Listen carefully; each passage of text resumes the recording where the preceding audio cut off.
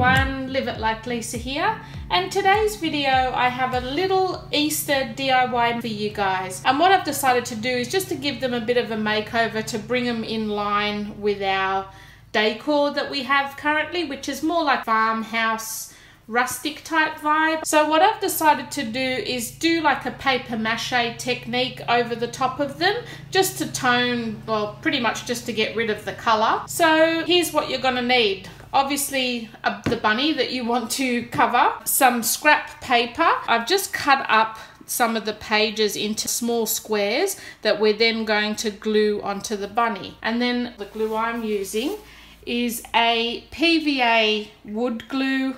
Now this is not necessarily a wood glue, like you can use it for wood, but it's a PVA all-purpose glue. You can use it for wood, paper, cardboard, cloth, pottery, fabrics, foam, anything like that. And I bought this from Bunnies for about $20. And we're just going to be sticking the paper on the bunny. All I'm going to do is coat an area of the bunny and make sure you get quite a bit of glue on there, and then just start sticking your paper on. And when you're doing it, just make sure you smooth out the paper as much as you can so that it forms right over the bunny's body. And I mean, for me, I'm not worried if there's a few crinkles in there, because I think it's just going to all add to the look.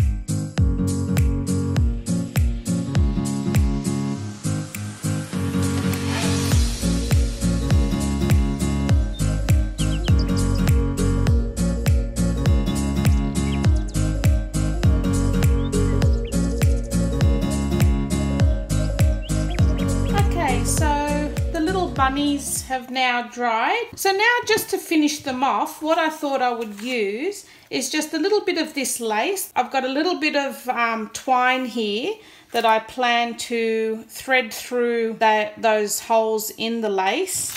And then these little gems I bought off eBay. They're all these sort of things are super cheap off eBay. So if you don't actually use eBay to buy craft stuff, I definitely recommend checking it out, because all this stuff is so cheap. So I've got like a whole packet of these little button type gems for probably next to nothing, like $1, $2 for a whole packet. So I'm just going to probably finish it off with one of those as well.